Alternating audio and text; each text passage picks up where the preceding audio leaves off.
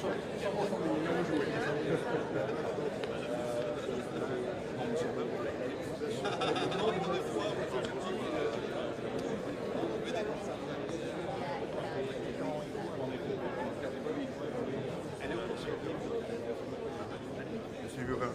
suis tellement concentré. Ah, Non mais te lève pas, te lève pas. Comment vas-tu, ça va? Ça, je t'appelle.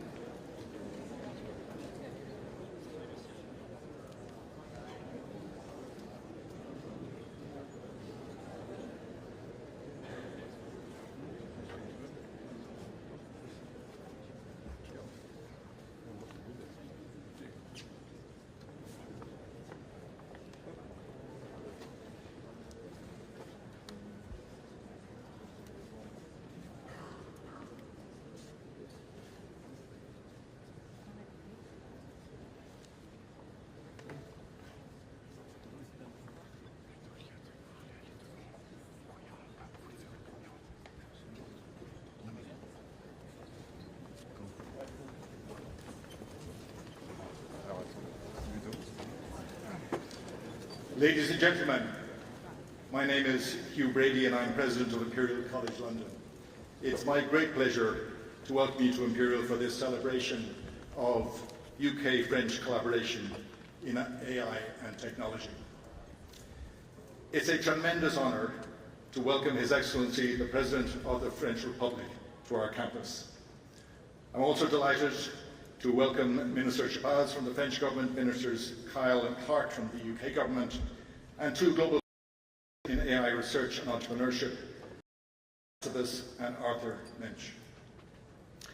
President Macron, we are located in what is known as Albertopolis, which is named for Prince Albert, who in the 1850s used the proceeds of the Great Exhibition in Hyde Park to create what is now, or what was then arguably one of the world's first innovation districts. The precinct is also affectionately known by many as the French Quarter of London because of the large French community and educational and cultural institutions near us.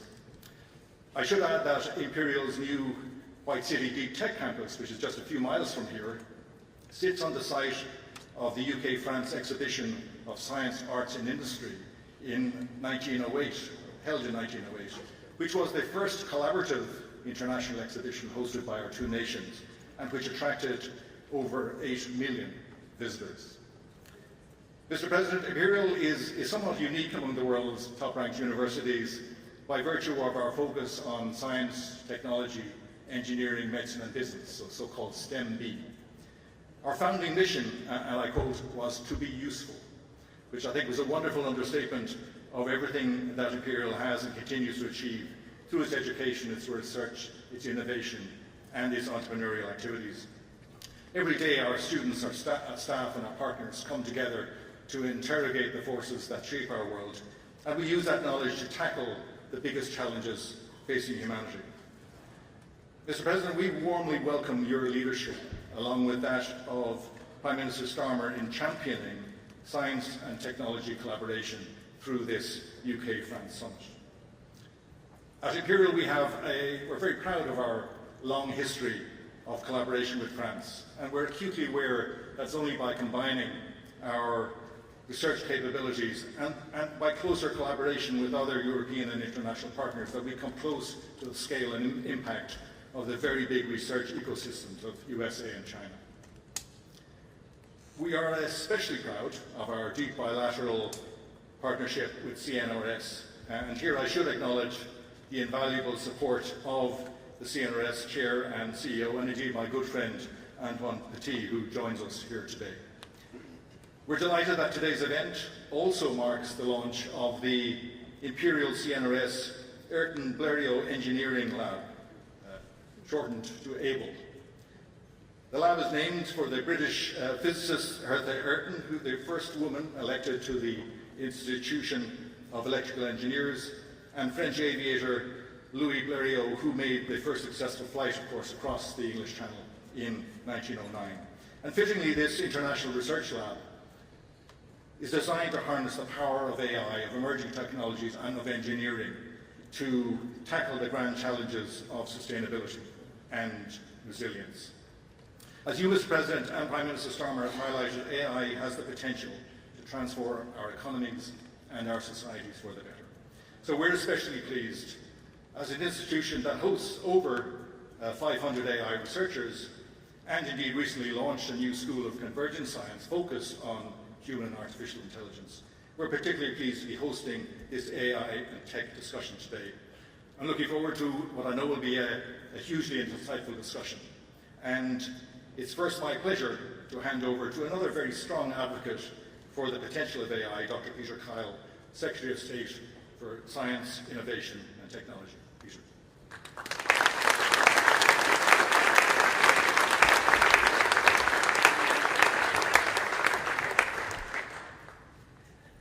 Very grateful for the introduction. It's the first time I've ever been introduced using my doctor title, so I'm going to come back here more often. President Macron, Nobel laureates, distinguished guests, and very many friends, it is my absolute pleasure to welcome you, President Macron, to here Imperial today.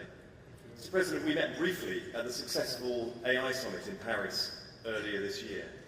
your speech to Parliament yesterday was both inspirational but also instructive on the need to invest in key technologies of the future, including AI, space and quantum. The UK and France are Europe's two leading tech and AI nations. Our collaborations and cooperation, our indeed friendship, strengthens our mutual endeavour. Britain's tech sector is worth $1.2 trillion, home to 170 unicorns in a world of fierce competition, increasing conflict and uncertainty. It is essential that Britain and France collaborate and cooperate to the mutual benefit of our people, our industry, and indeed the continent itself. As like-minded allies, we must work together in the race for development of critical technologies. Otherwise, we will lose out to our adversaries. We know that working with France and other European partners on tech strengthens our own domestic tech sectors. That's why we're launching a supercomputer partnership between the Bristol Centre for Supercomputing, the home of Isambard AI, and the leading French AI factory, Gency. That partnership supports the AI Opportunities Action Plan, turbocharging breakthroughs in AI, transforming public services, and improving lives. It's why we are developing the AI Research Partnership between Oxford, Cambridge, and the Southleigh Cluster to focus on advancing AI research, education, and innovation, strengthening our common research capabilities, and contributing to the wider AI landscape. It's why the UK joined the Euro High Performance Computing Partnership just last year as part of our integration into Horizon Europe, expanding European collaboration on compute. This will enable the UK and French researchers to build larger, more complex AI models, shortening development cycles, accelerating innovation, and creating high-skilled jobs across both countries. And it's why we value deepening collaboration between our respective AI security institutes. And we are building on our close relationships in civil defence institutions, including NATO. We are forging new partnerships for delivering spaceports. We're collecting data to observe the effects on climate change. And we are building resilient and innovative positioning, navigation, timing systems to contribute towards European collective security. The United Kingdom government recently allocated £86 billion for research and development to fund innovations from new drug treatments to AI breakthroughs to grow the UK economy. And I'm pleased to see that our confidence in Britain's potential is shared by French investors and the UK's AI sector. The aerospace and defence giant Thales is announcing £40 million of AI-focused R&D investment. Innovate startups like Command AI are investing £35 million in the UK, helping secure the defence capabilities, and Mistral are doubling their office space and their work programme in London. At the same time, British tech companies are winning tens of millions of pounds in significant contracts with France. Corporates, safeguarding jobs and driving economic growth here at home, including Synthesia's new partnership with Decathlon to create new AI avatar labs. 11 Labs collaboration with TV stations like M6 and TV 5 Monde, and Darktrace's contract with GL Events, a French major events operator. Thank you again, Mr. Macron, Mr. President, for honouring us today with your presence. It is my deepest and most sincere wish that our two nations continue working together to deepen our science and our technology partnership and to unlock ever greater opportunities for both of our nations. Thank you.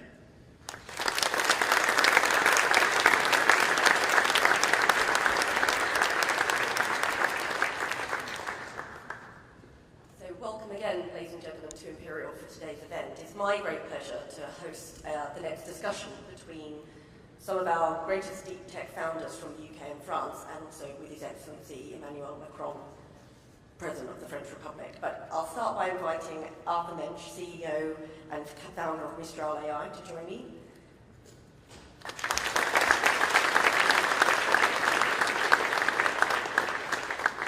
And then I'd like to invite Sir Demis Hassabis, co-founder and CEO of Google DeepMind and Nobel laureate.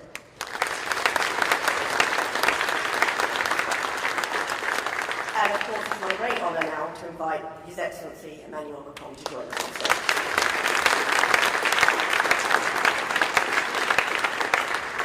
So, my first question for you, President Macron.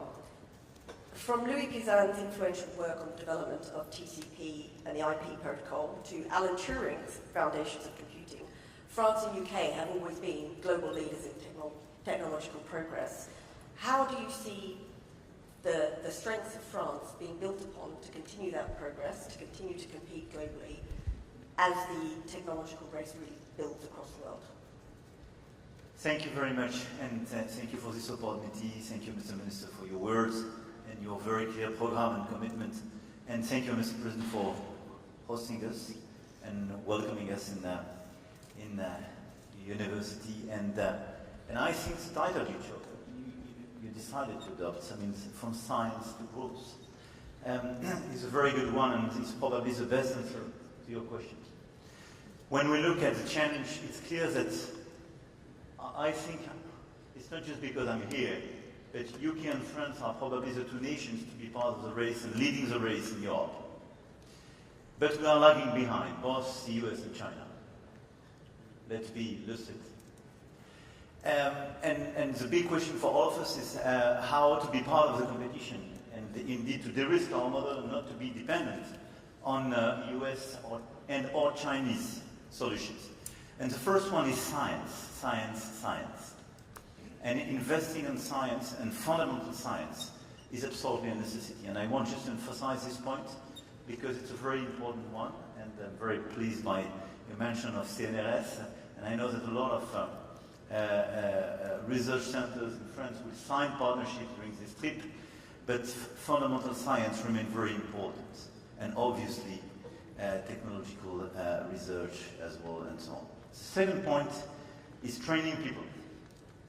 I think our two countries have the chance and the merit to train a lot of data scientists, mathematicians, and so on. So we have the skills, and we were used to train the skills. And we have to follow up and increase. And part of the AI program we have, and since 2018, the first session, the first AI plan, very clearly we launched additional training programs in order to have more and more talents, because it's clear that it is one of the critical issues. The third point is to be sure that we have the right ecosystem. And this is here the perfect illustration of what we need. Having public and private labs, but having large companies working with these labs, with startups, and an innovative ecosystem. And I think our two countries are probably the best-in-class ecosystem in Europe. But we are still lagging behind the US as well, if we are totally honest, by the necessity we have to increase the number of startups, but to have much more scale-up opportunities. Because the level of our tickets remain clearly behind what is on the US side. And this is why I think we need this big AI program on both sides of the channel. But this is why we need a proper European approach. And capital market union for the European Union, but all the links and capital markets is beyond borders. But having a real financing ecosystem to be able to finance much more our innovation, and especially those who are very demanding in terms of capital, is absolutely critical. And as long as we will be too much dependent on investors in the US or big public and private investment in China, it will be very difficult to consolidate a proper European ecosystem and a Franco-British ecosystem. So the better integration and the scale-up of our financing solutions is absolutely critical. The fourth point is about the infrastructure. You mentioned the AI summit. We all announced, completely crazy figures when you are normal people. I mean, when you have, just for one project, one plant, something like a dozen of billion euros being invested. But what we need is clearly computing capacities. And as Europeans, we're still dependent on the computing capacities. And for these guys to train their model, and it was very difficult to be, just to rely on our own computing capacity, because where we represent 20% of the requests, we had 3 to 5% of the capacities. We are bridging this gap, and we announced, both in UK and France, a lot of additional capacities precisely to train our model and to compute and so on, but this is absolutely critical. It will be impossible to completely kill our dependencies on this, on this track. Why? Because when we speak about this infrastructure, you need to have the packaging of the chips in order to build the AI factories. So we are building AI factories, we are investing, we are attracting investors, but the packaging is for more than 80% of the market made by NVIDIA. So this is why we are attracting NVIDIA, and we signed a great partnership between Mistral AI and NVIDIA. So we go upstream. And after that, when you look at the chips, you need Foxconn or TSMC, but very few Taiwanese companies. So we have to work with these companies to de-risk our model, otherwise we will remain totally dependent on them. So it's clearly one of the critical areas where we have to team up with your country, but as well where we have to accelerate our own research. Because all these guys learned their technology and the chips industry in Europe, by the way. And I would say the last point is to be sure that we precisely go downstream as well. And we share this innovation, and this innovation is, precisely improve the efficiency, the productivity, and transform the different verticals from energy to life sciences and so on. And this is where our capacity precisely to accelerate the ownership of all this innovation, but as well as you mentioned, the way to accelerate our ability to use AI and AI disruptions in other sectors is absolutely critical.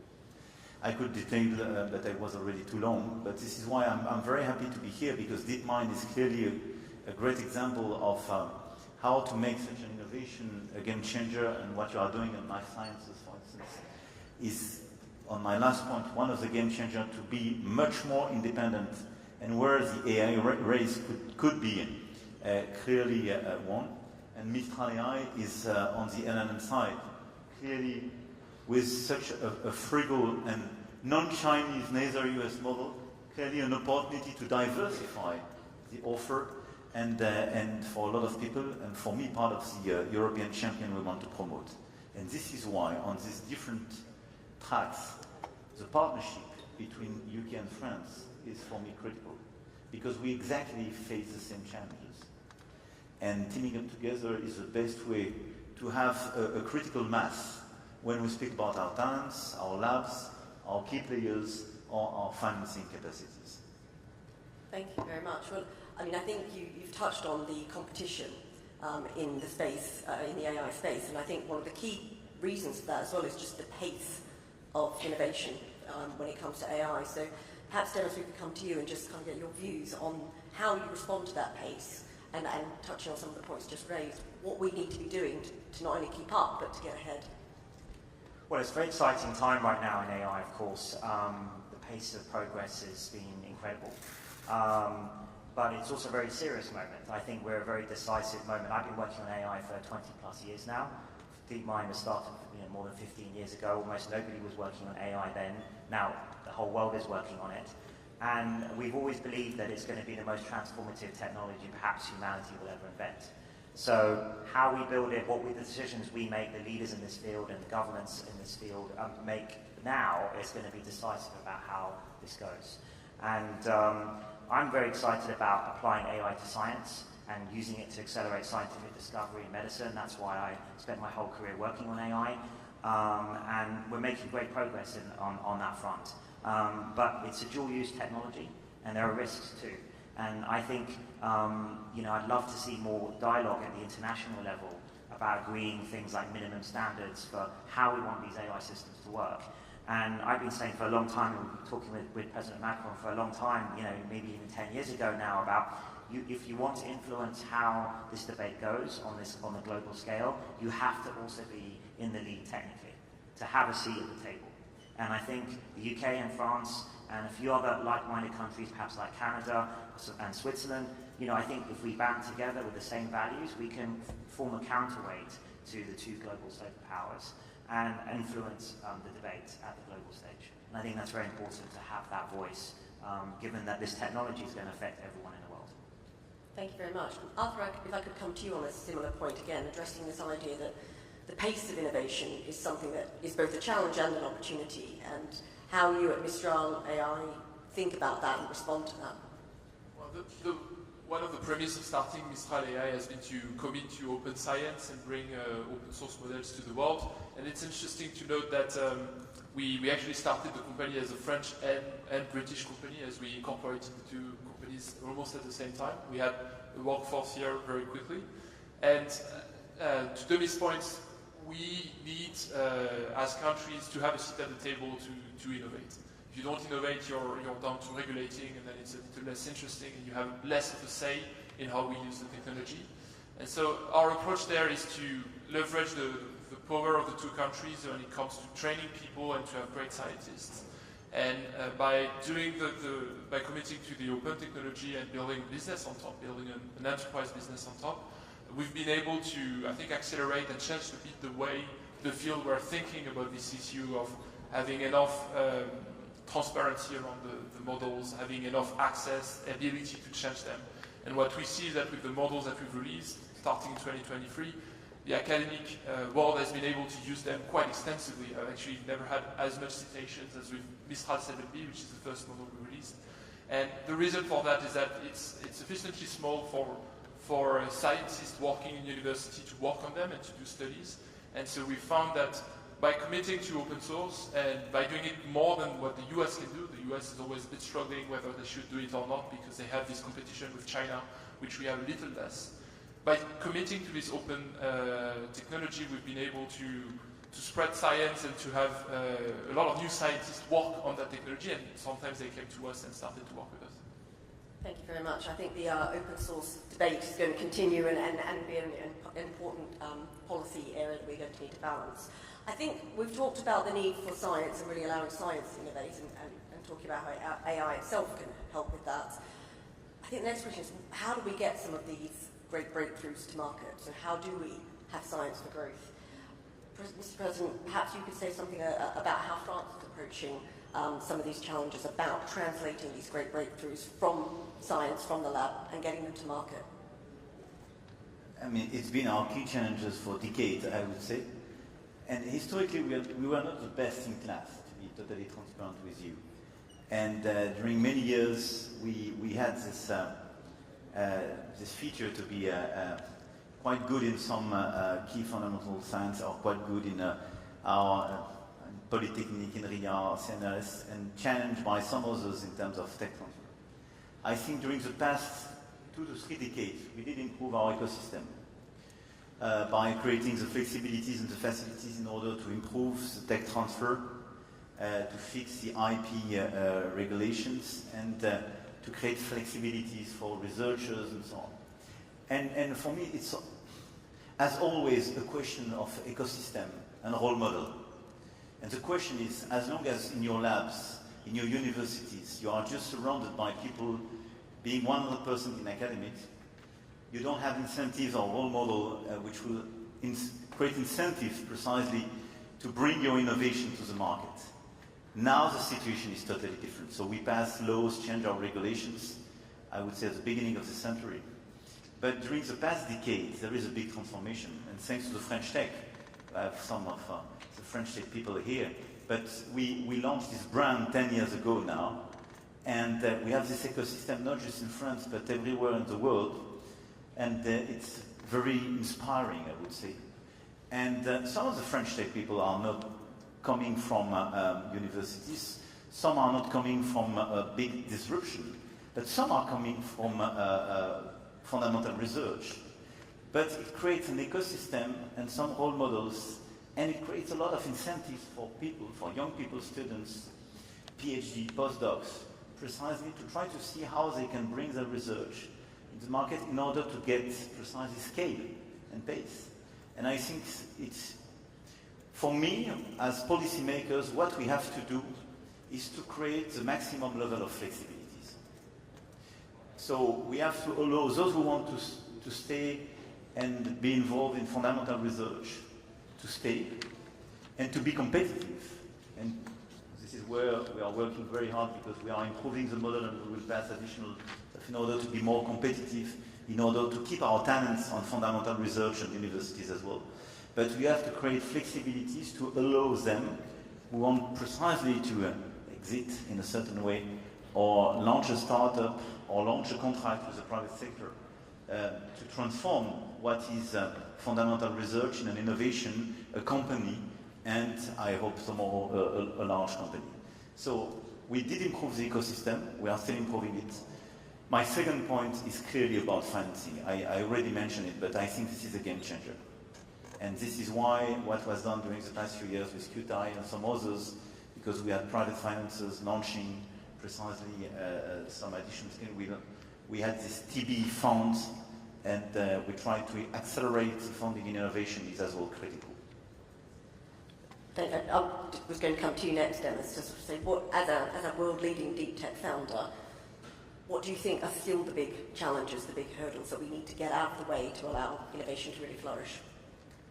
Well, look, I think the good news is we have, UK and France specifically, but also in the EU, is we have world-class talent and world-class universities like Imperial Lab, where we're here. So the talent's always been here, and I've always been a big believer in that. Part of the issue is the ecosystem, as Mr. President says, and that's getting better. So access to capital, like 15 years ago, was very difficult to start up any deep tech company here. But we've had some proven successes now, and DeepMind's been part of that. And I think that part's got better. What we need is really grand ambitions. People who are really ambitious, like Arthur, to go for it. And we've shown that it's possible. And I think that this was a lack of role models maybe 20 years ago. Now we have some, and increasingly the next generation as well. And we're very proud of Arthur's success as ex-DeepMind person and a prodigy of ours. And I think that it just takes a few success stories to start building an ecosystem. That's how Silicon Valley started, and then you reinvest, those entrepreneurs mentor others and reinvest, and you get a critical mass. And I think now Paris and London especially have that critical mass, and we've got to build on it, and with government support, I think we can really make amazing progress in the next 10 years. Thank you. And Arthur, coming to you with the same question, what would you like to see changed, or what do you think has really worked in the past to allow innovation to flourish in this space? Well, I think, first of all, as Demis said, it's about the ecosystem, and it's about waiting, because you need several generations to stack up and to start becoming bigger and bigger. And if you look at the US kind of started 40 years before us, so we're catching up faster than that, but you still need to have multiple generations of entrepreneurs that follow the cycles of innovations. I think in the field that we're talking about, which is AI today, a very big specificity that this is both a deep tech field, where we still need to heavily invest to solve problems that are fundamental and very hard to solve, but it's also like a very good business at that point, because the current technology is already extremely useful to drive productivity and to drive growth within enterprises. And so that's both an opportunity and a challenge for us, because on one side we need to continue to invest on deep tech and to remain competitive and to invent new technology. And on the other side, we need to take the current technology and turn it into a product and solutions that are delivering value to enterprises. And so we need to think about it from first principles, but the good thing is that it also allows to have new sources of financing, because there's growth involved. What that means is that there's a meaningful business model, and it justifies doing these deep tech investments in AI, which maybe 15 years ago were a little harder to justify. And so in a way, the field of AI has moved to something that is quite comparable to biotech, where you invest a lot and you also have a business model down the line. So that's a great opportunity. That also creates a lot of competition, because obviously you have multiple companies that are doing both a business and technology. And so that's why we're seeing that acceleration in progress today. Thank you very much. And I think what's very clear to me is there's a lot of common challenges and opportunities across both France and the UK, and a lot of the suggestions that are coming from the panel are the sorts of interventions the UK government has been making to address some of these challenges. I'd like to sort of move a bit to recognising that AI is really a cross-border technology. It's a global technology, and Mr. President, I'd be interested in your views as to how Europe approaches building a sort of innovation ecosystem and unlocks the potential of AI, referring back a little bit to your comments earlier about the other countries who we're competing against in this space. No, I totally agree with you. This is clearly a cross-border innovation, and it's not just, I mean, AI cannot be seen as an economic sector. This is a big transformation which will impact all the potential sectors by itself, and is a change in depth of the economic structure, and by the nexus with different sectors like life sciences, energy and so on, clearly will guide us to a breakthrough innovation. So there is no other way than looking at AI as a global trend. The problem when you look, and it has what we have to preserve, because it's very important to preserve the global approach, because this is the most efficient way to deal with our key issues. And if we want to fix our energy challenges, our life science challenges, we have to bring all the potential brains and innovations all together at a global scale. The difficulty is we are facing some exclusivity of in some key pillars or key blocks of the value chain. And this is where we have, I mentioned that yesterday in my speech at Westminster, but I spoke about de-risking, but it's exactly what is at stake. I don't want to decouple Europe and European perspective with the rest of the world. It doesn't make sense. But just, we should look very lucidly at the world which is ours today. Are we sure that all the countries in this world will be super cooperative with us, and the day you have a breakthrough innovation, we'll say, okay, this is a global innovation, open science? No, I have no doubt. No doubt. Let's look at what will happen on the pharma companies in the days and weeks to come with our good US friends. Nobody 2 years ago would have imagined what is happening today on tariffs and trade. And if we are totally lucid, today we are too much dependent in terms of computing capacities. Too much. So clearly we have to work very hard. So we need to facilitate and clearly endorse the fact this is a global approach and this is a cross-border innovation trend. Yeah? But we have to de-risk ourselves on computing capacities, number one. We have to de-risk ourselves on chips, because we are too much dependent on some Taiwanese companies. And we have to build our own capacities on energy. I didn't mention that, but it's absolutely critical. We are good partners on energy with your country, and tomorrow in the summit we will revert on this critical issue. But if you don't produce on the long range low carbon, pilotable and competitive energy, you have no chance to be part of the race. Because having computing capacities in a data center is super demanding in terms of energy. And one of the big advantages we have in France is that in 2024, we exported 90 terawatt hour, largely based on the historical nuclear program. So it's one of the key items, and at the European scale, we have clearly to follow up our strategy to produce much more low carbon, pilotable electricity. And it's part of the game. And fourth is on talents. We are training a lot of talent. This is part of our advantages. We mentioned that, three of us. But let's be honest, a lot of our talents are attracted in other places. So it's very important to deploy the good policies in order to keep them with us, or create the good incentives to bring them back at home. And what's happening in the US as well regarding science, I think is a good momentum. I don't want to be cynical with that, because this is terrible for science, for climate and so on. But offering, as Europeans,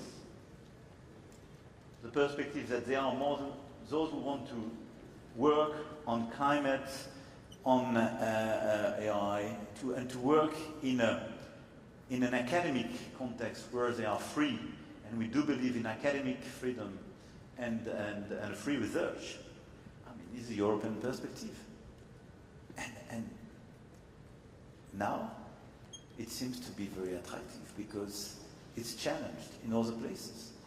So here are some critical elements where, even if this is a global approach, we should not be too naive.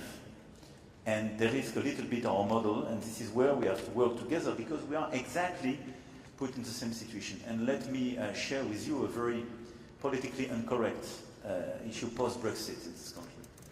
But if I follow properly the narrative of the Brexit, the whole story was to say it will be much easier to fix our problems without the EU. I'm not sure you fix migration and financial issues post-Brexit much better than with EU. I'm sure about one thing. Having closer links is the best way to fix our critical issues on research, science, AI, and so on. Really. And this is why I think, I don't have the feeling that the US are embracing you, saying you are my best friend and I will give you super perspective. On pharma, not better than us. On trade, you negotiate your deal. We are working hard to try to negotiate it. But having 10% tariffs is good for nobody. So I do believe that even the grand large could be very attractive sometimes. I think close friends, just sharing the channel, and good old friends, being predictable and respectful, I think sometimes it's good as well for innovation.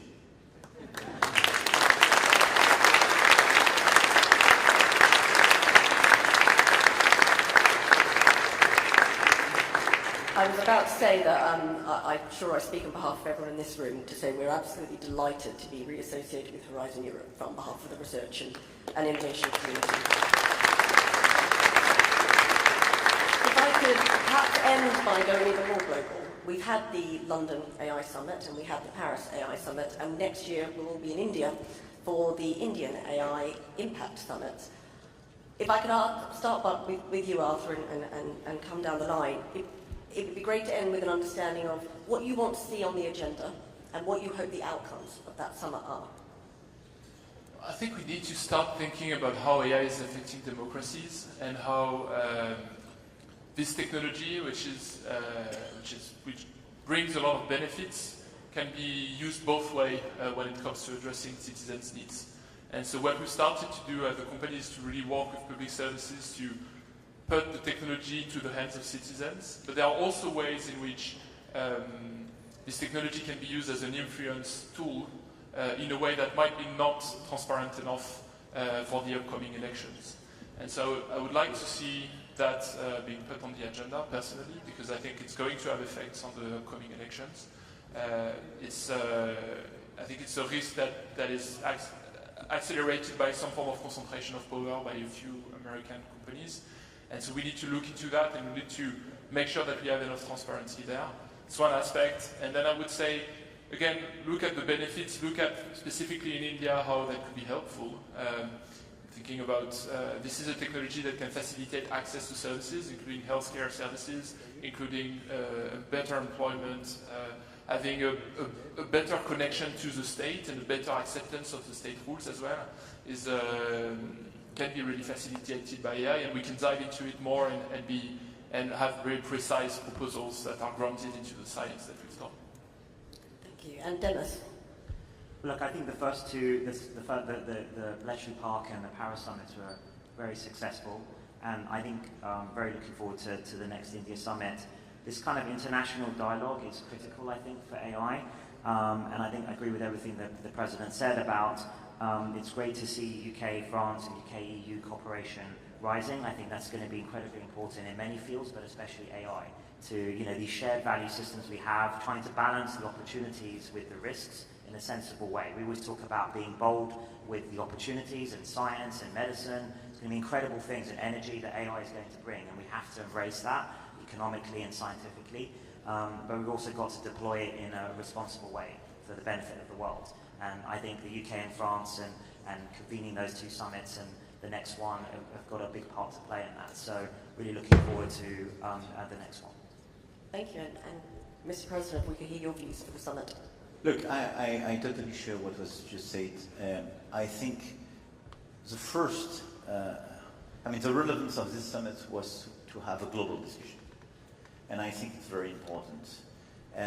Not to divide this world between North and South, and to have US on one side, China on the other side, and the rest of the world, I would say.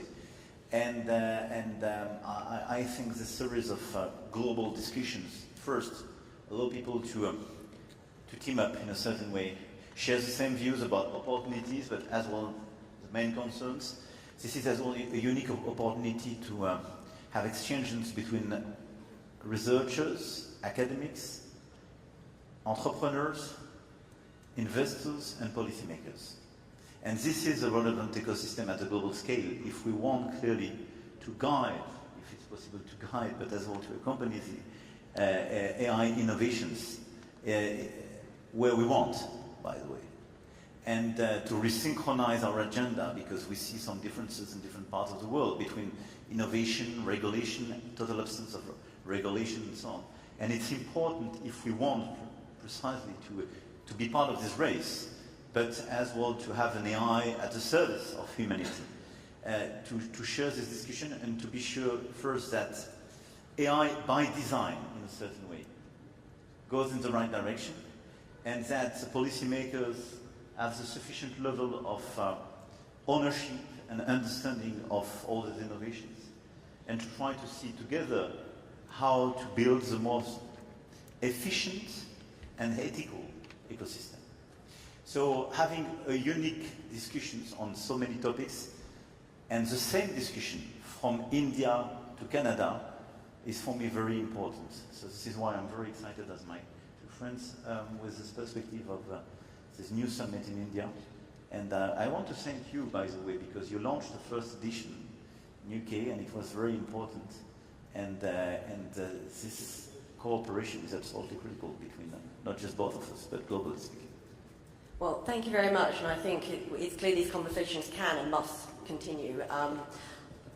I would like to thank our panel for what I hope you found was a fascinating discussion on the future of AI innovation, and I think as well that demonstrates just how important it is for policymakers and innovators to be talking to each other as we navigate what is really quite an exciting but also very challenging new technology. So if you put your hands together, please, to thank our panel.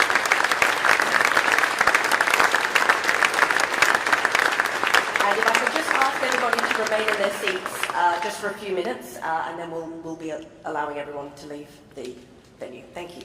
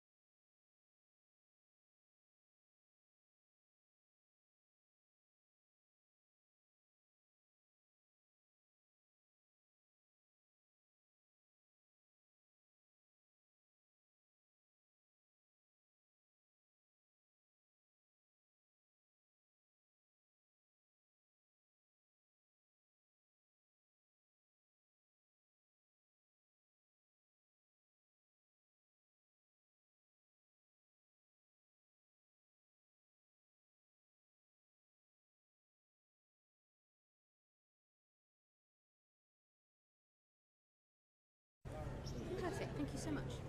Great. Yeah, it's been patched out now. So.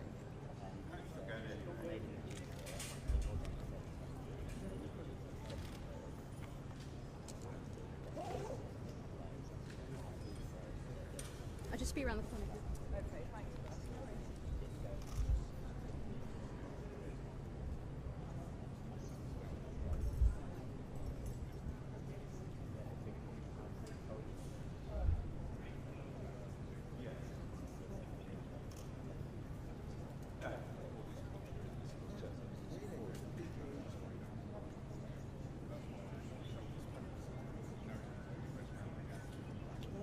Yeah, but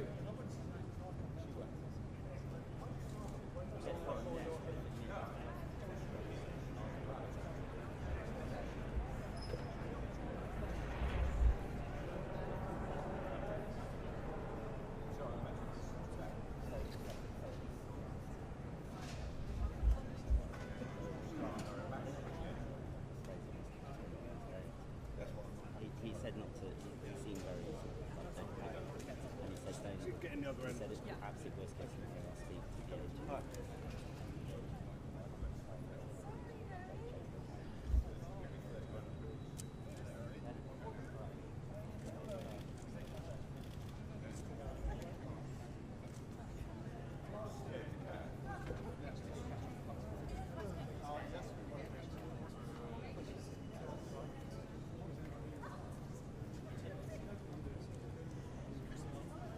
Yeah, I know. I mean, yeah, hands, one step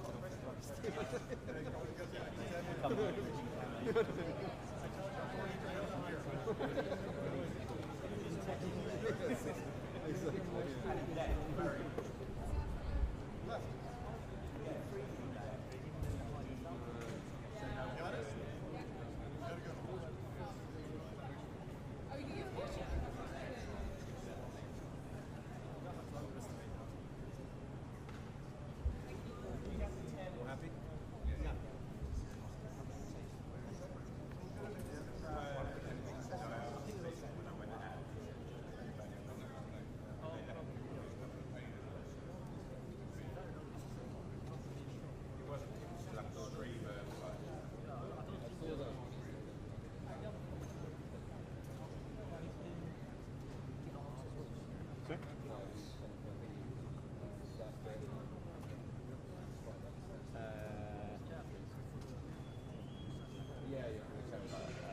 I mean, I think there'll be rooms in the front. I think so. I mean, you never know because there'll be a probably will be from the front. But then it will just be we'll put the barriers back and it'll just be.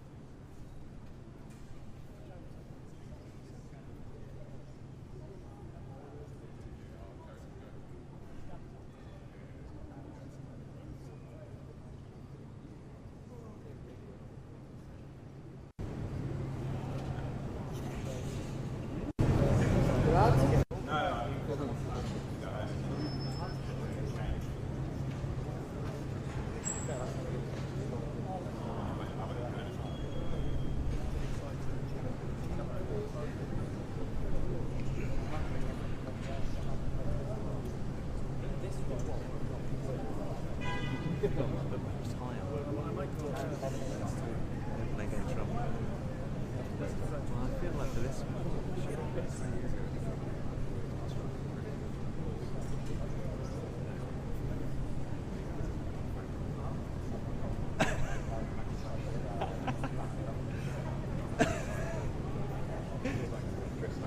Yeah, yeah. Was it like an elastic thing?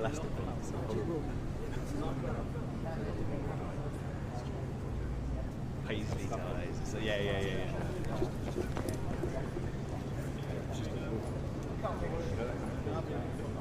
Yes. Yeah. Yes.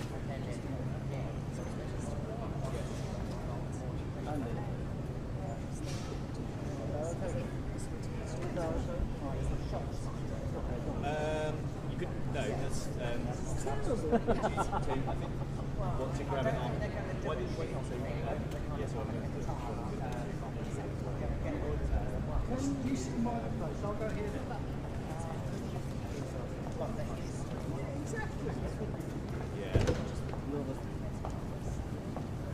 You can.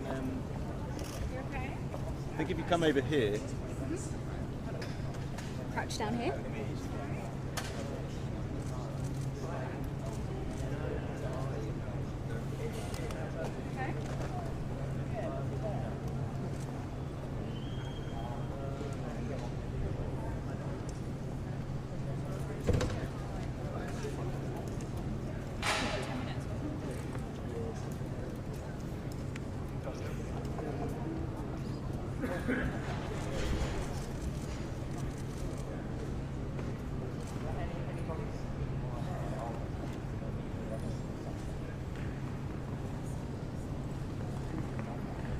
Where are we going, Laura? In the white room?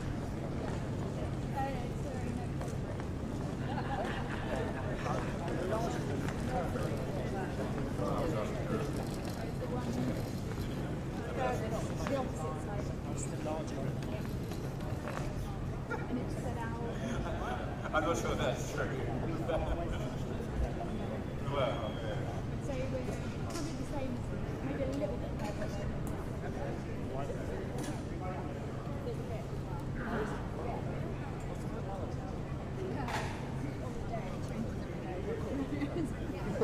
Autos. Yes. Honestly, I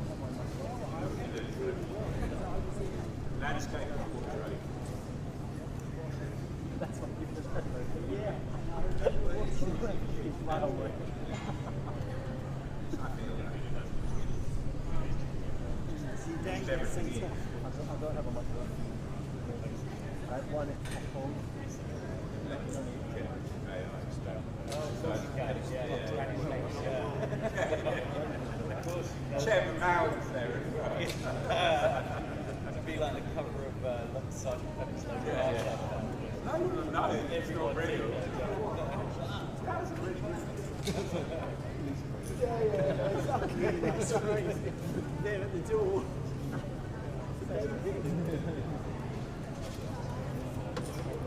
Well, I know. Shaking hands at the door.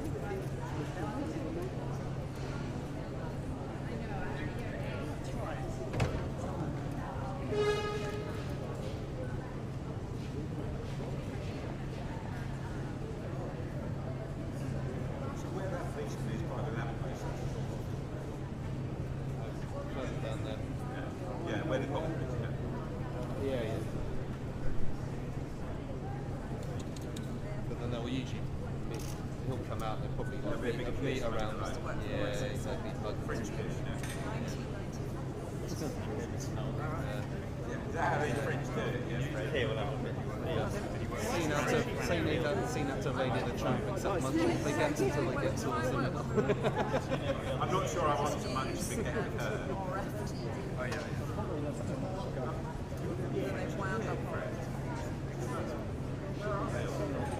And then they reinstate it. Lunchtime, they'll take 2 hours off. Yeah, well, it's the end of the rest. You know what's going to happen? They're going to arrive in about 2 minutes before technology changes. Yeah, exactly. Yeah.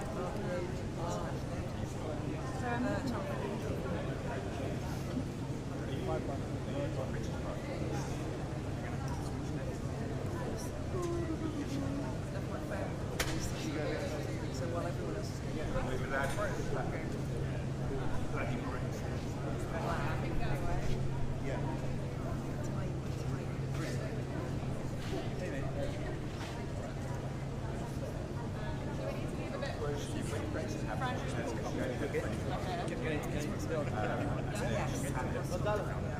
Hey, how you doing?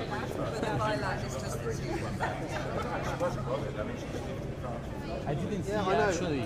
Yesterday. Fuck, I know. I only realised yesterday after We're just I talking left. for hours in After I video. left and we were chatting and stuff, I was like, oh, hang on a second. I know. All good? Yeah, all good. Yeah. I know. I only put 2 and 2 together. Hey.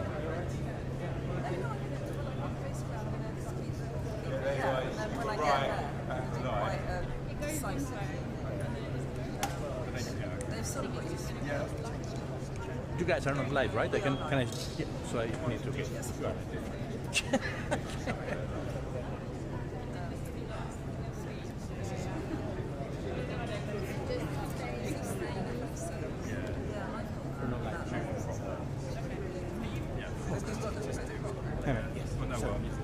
Yeah, just a bit here, that's fine. Yeah.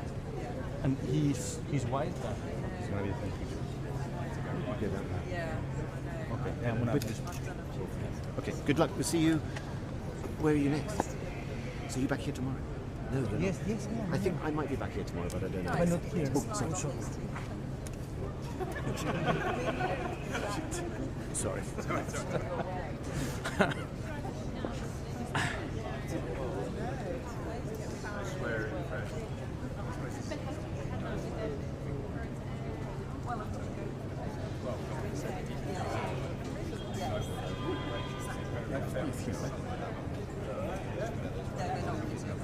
Yeah, exactly. No, but there's some I mean, I've said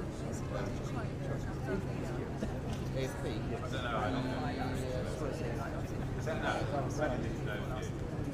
He's around. Ah, okay, though. He's okay, though. They were jumping. Okay, perfect. Yeah. No, nothing. I just wanted to make sure you were there, so I can move around for the pool thing. Okay. Okay.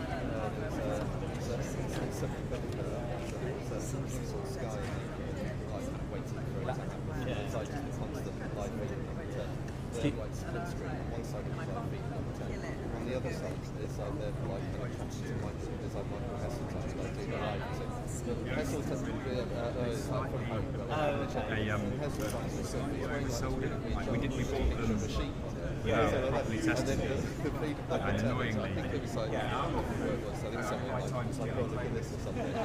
Without thinking, I put back and the shot shows like Heseltine on this side. And my head appears in this one, and it looks like I'm looking at Heseltine and laughing at his jumper. I'm like,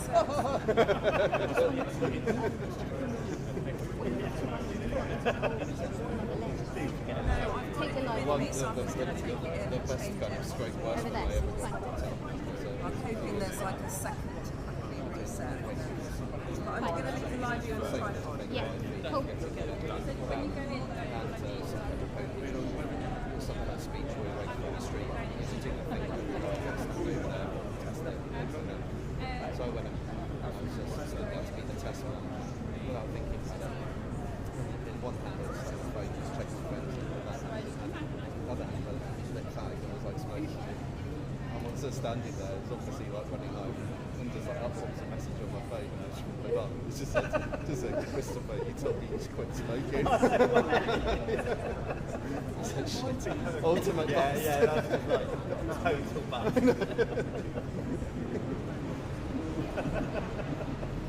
Just when you think you're safe. What have you done?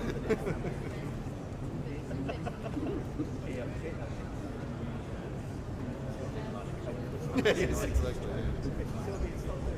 Yeah.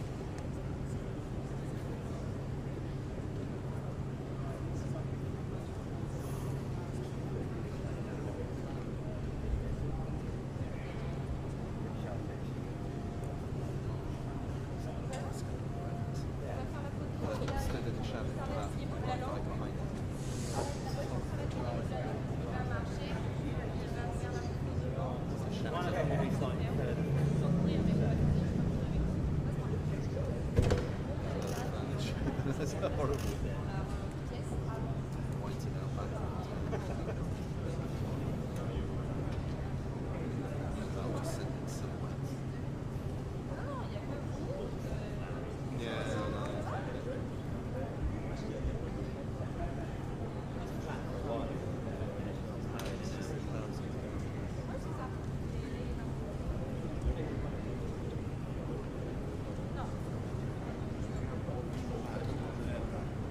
Je fais finalement l'arrivée là. C'était l'arrivée qui a arrêté. 10 minutes. Et ensuite je fais l'arrivée qui ont fait l'arrivée. We're looking at 10 minutes. Avec madame. Oui. Oui. Je ne sais pas s'il y a les femmes. Madame. Voilà, là, on va avec les deux, on fait l'arrivée et après il y a le travail là. Et on rentre, on fait un tour d'image de 30 microsecondes et on sort.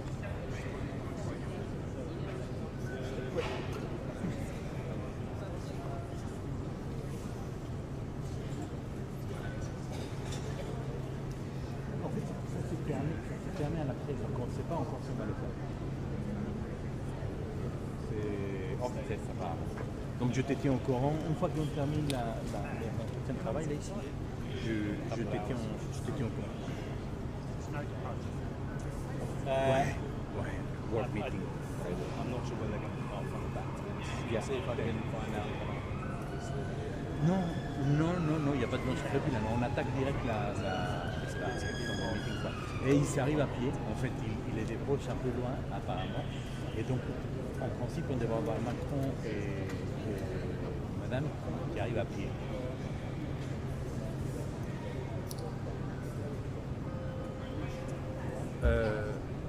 Oui, en fait non. Oui, non, je me suis fait demander. Je suis des côtés. Pas avant la photo. Tu m'entends?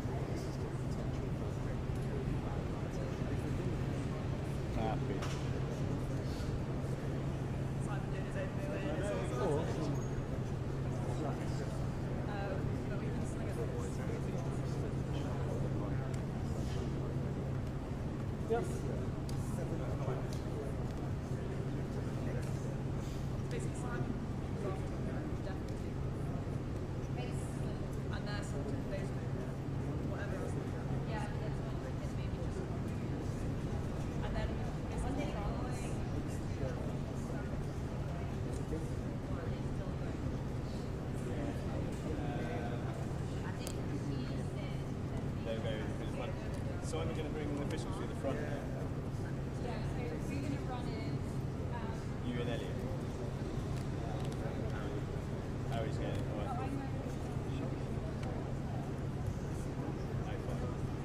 Yeah, just I think he will probably go to the front. Yeah, I think that's what they said, that they will do in the front before the... So...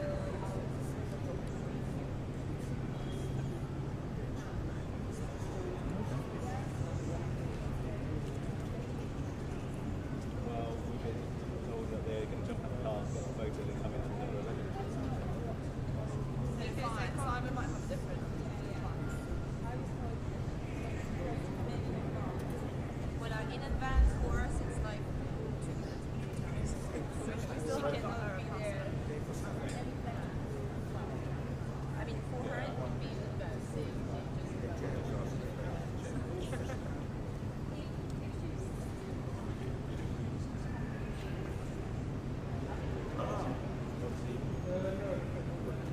You should wait there for their Yeah, of course.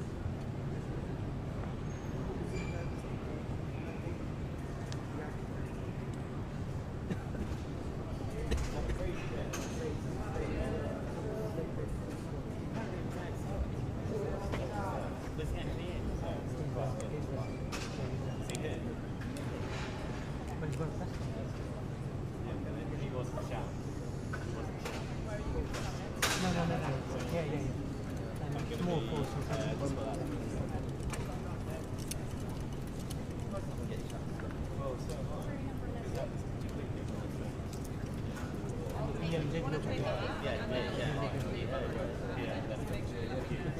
Just so I know how many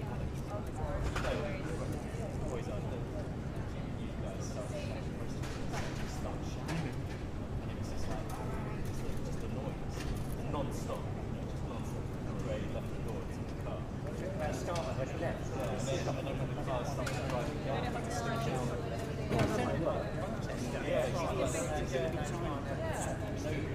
up here they couldn't do anything. She's arriving. As I said, it wasn't chat, it was chat. That's fine. Okay. But Simon's only got one pass. So it's not for the second. People are running in front of me anyway. But it's there. We can give her that. She can either come with us or she's going. I think there's a bit quick fire. Yeah. It's not that guy down there. It's not that guy that's down there. Yeah.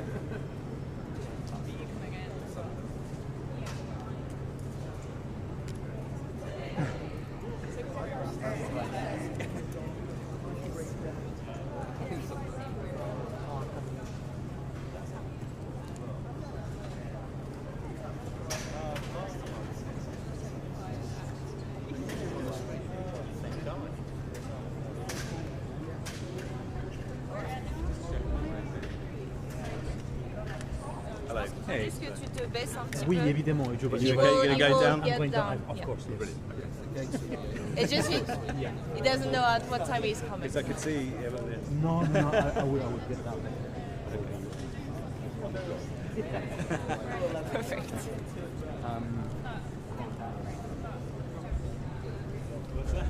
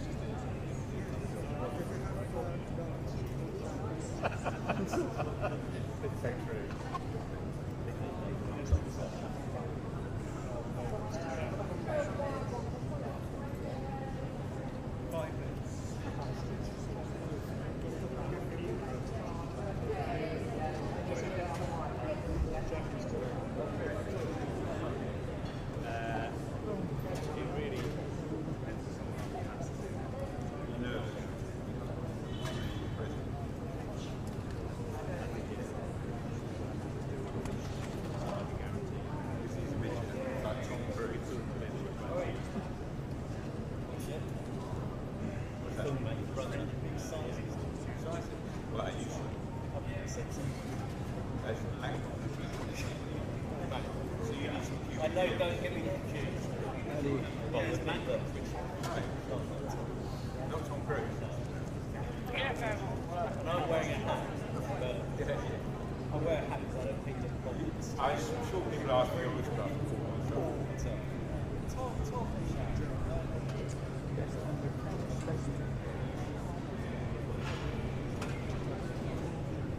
Well, there's a massive championship had it. Mark Hafner thinks it looks like Tom Why does he think that? No, it's a joke. Okay, and Mark's about 6'3" and Tom Cruise is about 5'4".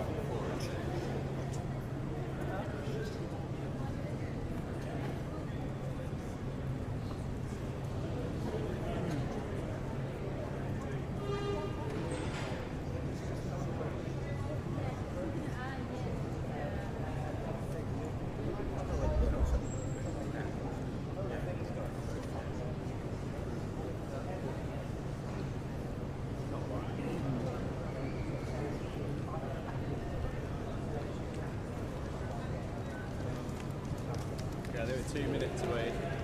2 minutes? 2 minutes.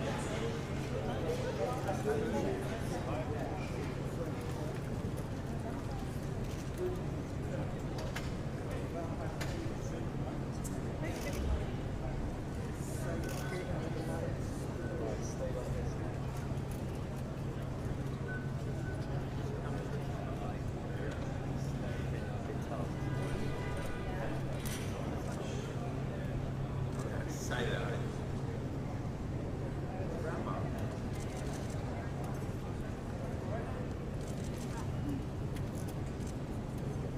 Oh, yes, sorry, yeah. Yeah, no, it's a different kind of.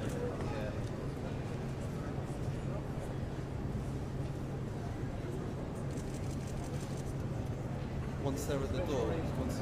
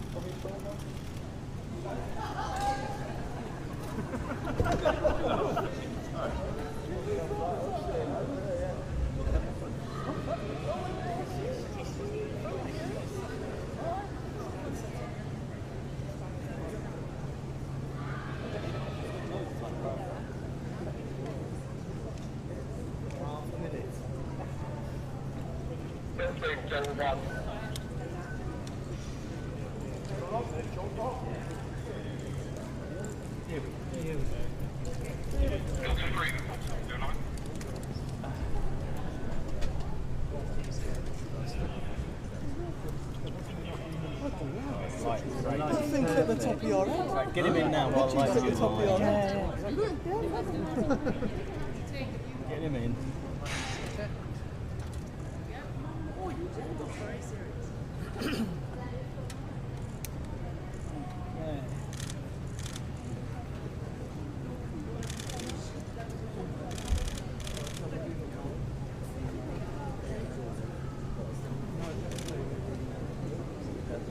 Cards. No.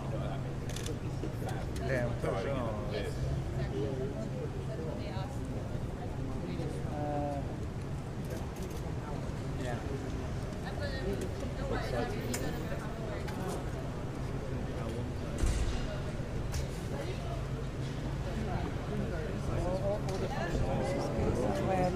Yeah, thanks. Run! Faster! Faster!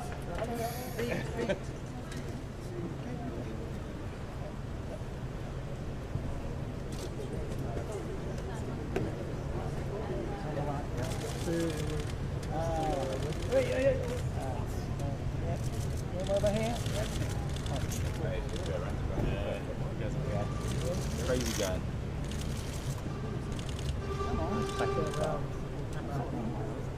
Just working out whether it's not all camera. It's the first start on the run. So remember, you meet the start and not tell you.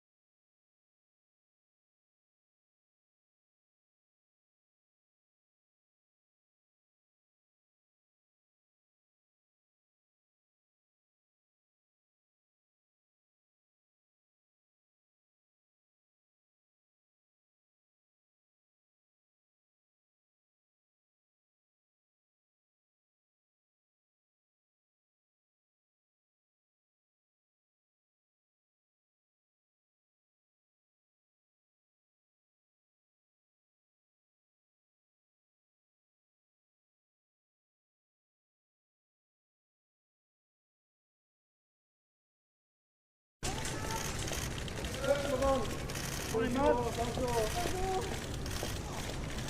va bien? À la barre.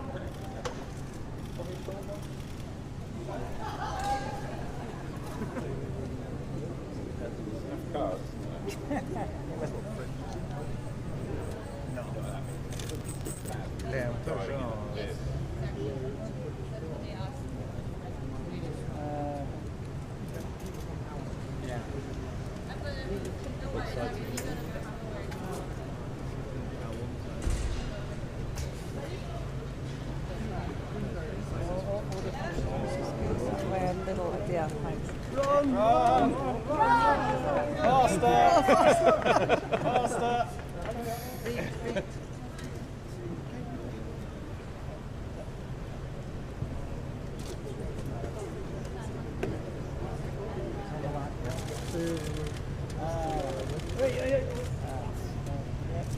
Over here. Crazy guy.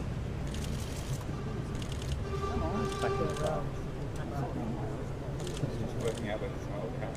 It's the first start on the run. So remember, you need to start on that table.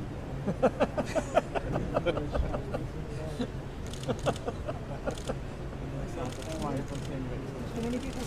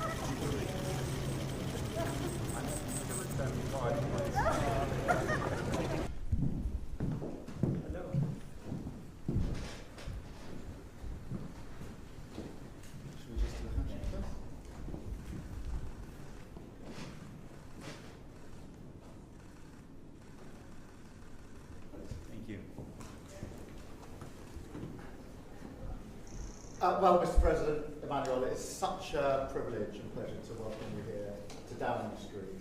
And the visit yesterday, the summit tomorrow, and the meeting here today are so hugely symbolic of the closeness between our two countries and our personal relationship. And I'm so delighted to have you here. And I think you can see from last night, from today and tomorrow, just how much this means to everybody across the United Kingdom. And I'm really proud of the fact that we have a strong history together as two countries, that we have done so much of historical significance, and to lay the wreaths that Churchill had called yesterday was a real reminder of the strength of the bond between our countries. But we're not just looking back, we're looking forward, and whether it's on defence and security, whether it's on Ukraine, whether it's on trade and the economy, business opportunities, capabilities, we think alike, we work together, and I feel that this relationship is as strong as it's ever been between our countries.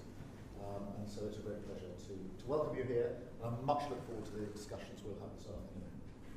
Thank you very much, Mr. Prime Minister. Thank you, Kia, and it's a great honor for my delegation and myself to be here with you for the state visit and for the summit we will have on Thursday. And as you mentioned, we can feel clearly these close links we have, the friendship between our two countries, our two nations, and ourselves. And it's built by the past, our past story, and as well what we did together during the past few months, I do believe, especially on Ukraine.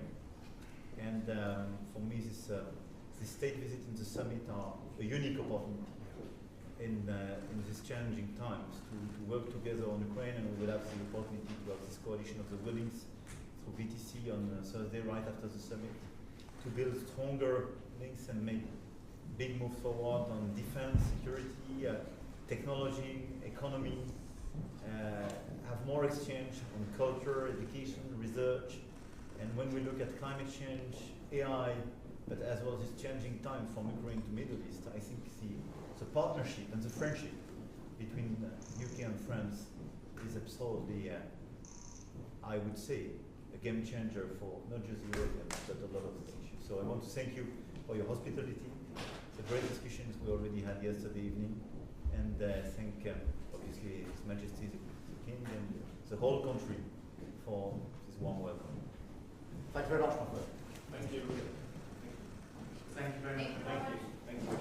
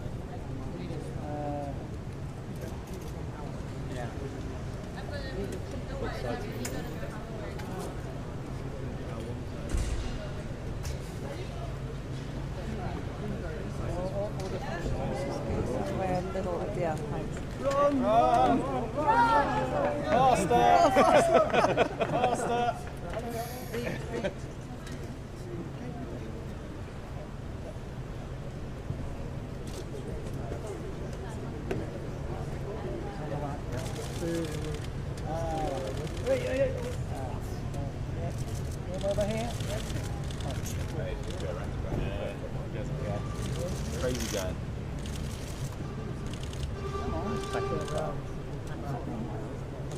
Working out with his old hat.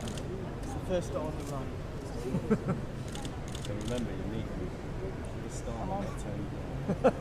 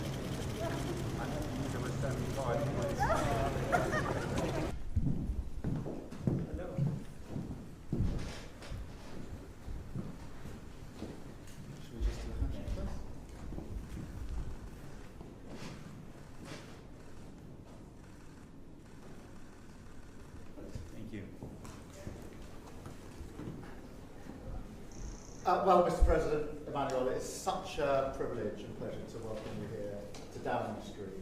And the visit yesterday, the summit tomorrow, and the meeting here today are so hugely symbolic of the closeness between our two countries and our personal relationship. And I'm so delighted to have you here. And I think you can see from last night, from today and tomorrow, just how much this means to everybody across the United Kingdom. And I'm really proud of the fact that we have a strong history together as two countries, that we have done so much of historical significance. And to lay the wreaths that Churchill had called yesterday was a real reminder of the strength of the bond between our countries. But we're not just looking back, we're looking forward.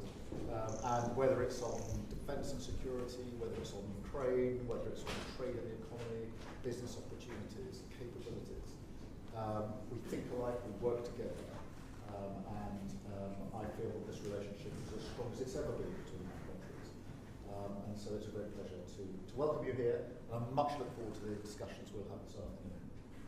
Thank you very much, Mr. Prime Minister. Thank you, Kia, and it's a great honor for my delegation and myself to be here with you for the state visit and for the summit we will have on Thursday. And as you mentioned, we can feel clearly these close links we have in the friendship between our two countries, our two nations, and ourselves.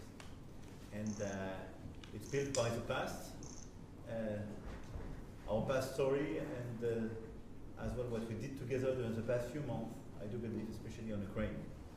And for me, this state visit and the summit are a unique opportunity in these challenging times to work together on Ukraine, and we will have the opportunity to have this coalition of the willings through VTC on Thursday, right after the summit, to build stronger links and make big moves forward on defense, security, technology, economy, have more exchange on culture, education, research. And when we look at climate change, AI, but as well as this changing time from Ukraine to Middle East, I think the partnership and the friendship between UK and France is absolutely, I would say, a game changer for not just Europeans, but a lot of these issues. So I want to thank you for your hospitality, the great discussions we already had yesterday evening, and thank, obviously, His Majesty the King and the whole country for this warm welcome. Thank you very much, my friend. Thank you. Thank you very much. Thank you. Thank you.